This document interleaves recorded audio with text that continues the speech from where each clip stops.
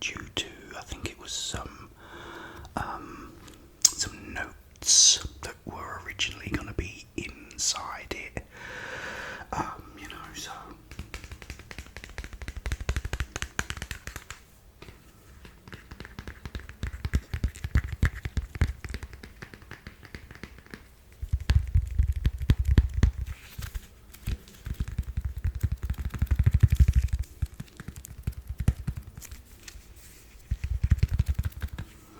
As you can see, it's still in its cellophane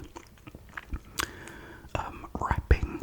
I don't really want to open it, to be honest. I just want to, love it, stroke it, caress it. This is, of course, the CD version, because I'm not a big fan of vinyl, if I'm honest, because it just simply,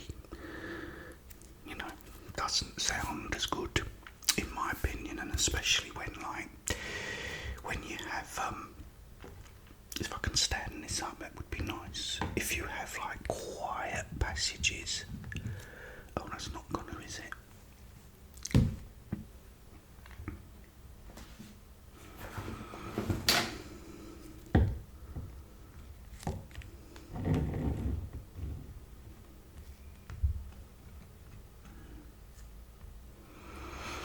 There you go.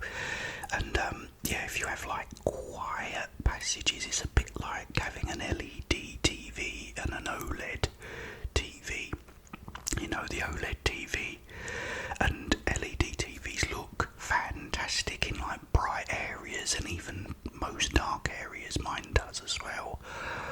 But if you get something that is really, really dark, the OLED will then go completely black, and that's when an LED can't compete. And in my opinion, when you've got, let's take for example another Pink Floyd album, which is called Wish You Were Here, and that actual track where someone's tuning a radio and he's tuning it in over here and he takes it over to the other side. If you're listening to it on a vinyl album, a vinyl record, you get this sort of noise, this sort of, so you can sort of hear that all around, a bit like this now.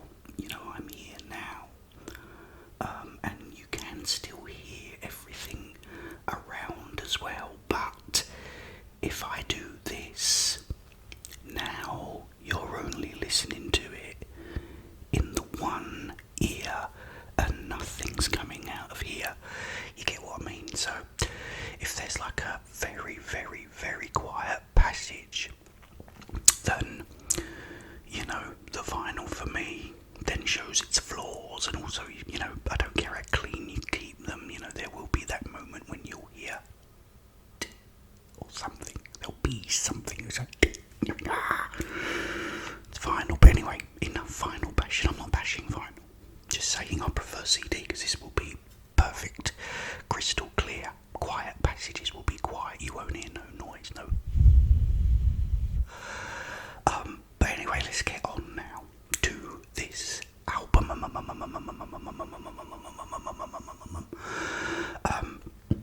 This was the one, guys, that got me into Pink Floyd. What happened? I wanted to show you too, but I haven't got my phone. There's this guy on called Techno Man or something, and he was reviewing this big boom box,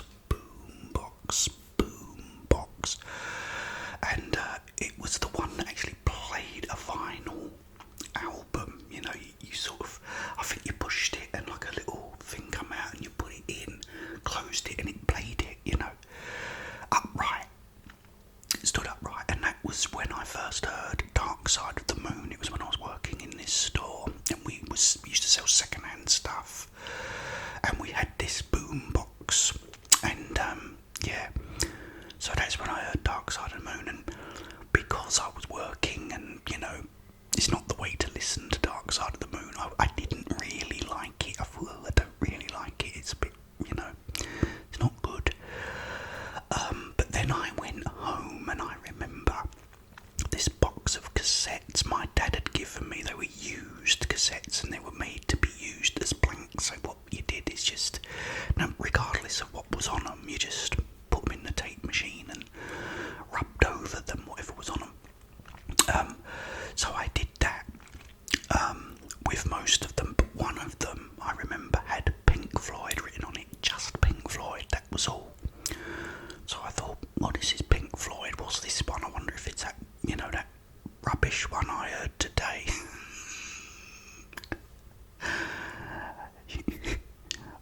tell you now, I am Pink Floyd's biggest fan.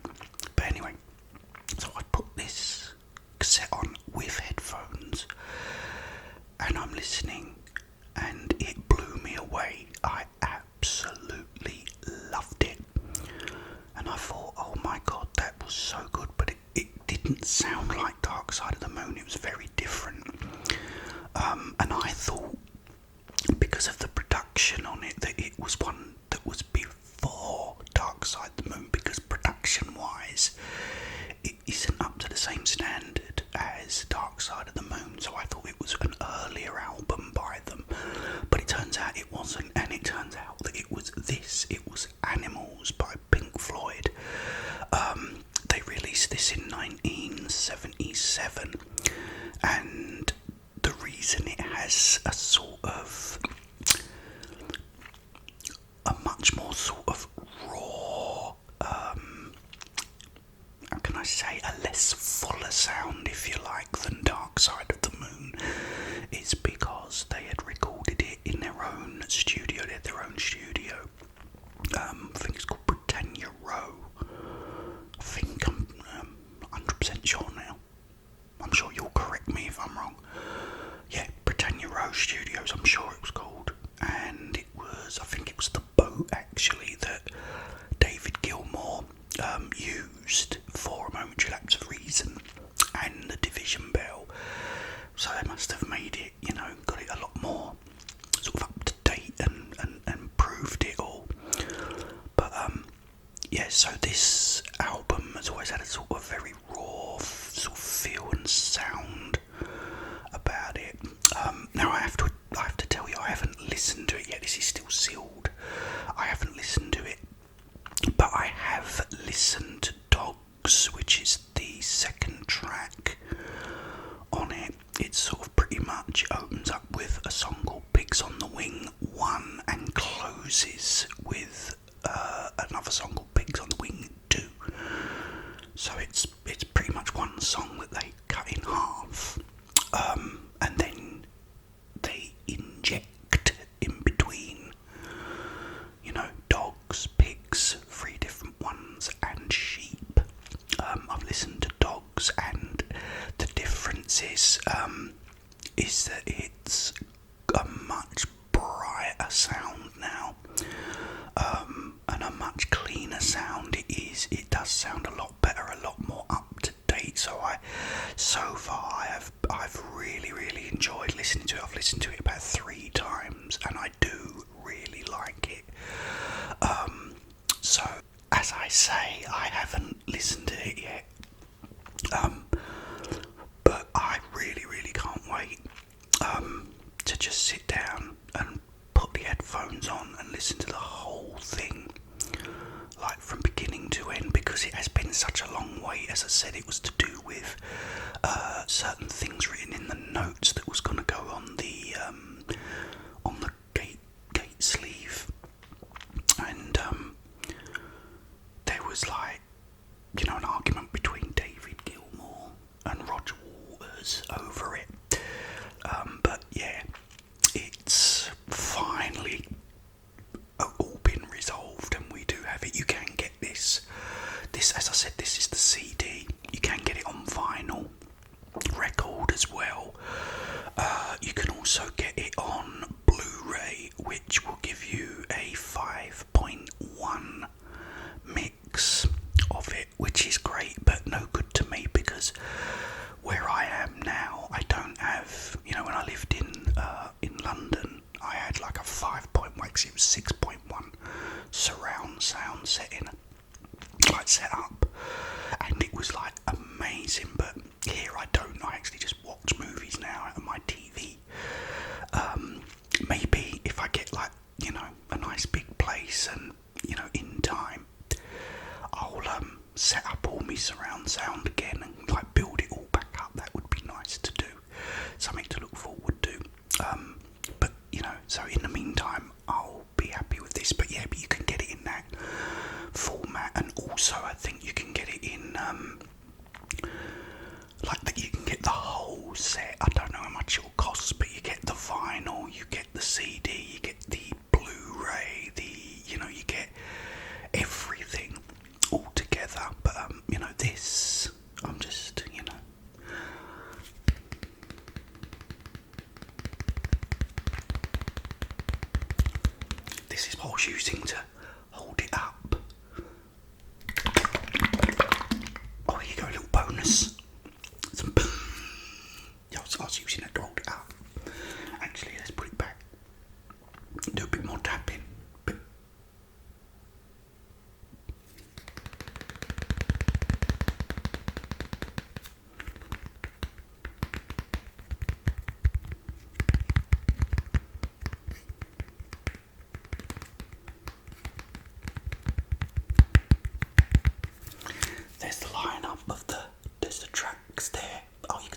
camera there too, look, see that?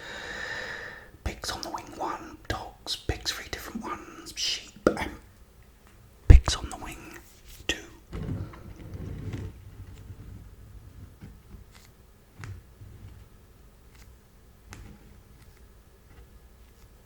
And there it is again. Okay guys, I hope you enjoyed this little ramble about it. It was just me telling you how I got into it, because what happened after is once I'd listened to this, I then took the copy of Dark Side of the Moon home and listened to it with the cans on, and then I got it, and I thought, yeah, now I understand how good it is. And then I listened to Wish You Were Here and The Wall, and I become a huge fan of Pink Floyd. If you've never heard this album, guys, please check it out. It is absolutely brilliant. I mean, you might never, I mean, you certainly haven't heard this one, because it's, like I said, it's the new remix, but, you know, check it out. You can listen to them on, I don't know if it's on Spotify, but you can probably hear it on there. You can get it on, probably on YouTube as well. As I said, I heard Dogs on the Pink Floyd YouTube channel, and it was brilliant. So, yeah, I can't wait to listen to this. But, you know, if you've never heard it, guys, check it out and let me know what you think of it. But I think it's an absolute masterpiece. I have spoken, I think, about this album before as well on some earlier videos, but once I've like played it and listened to it properly, I might do another little ramble about it if you would like to hear that. Right, I will be back, guys, hopefully tomorrow. But in the meantime, have yourselves a wonderful, peaceful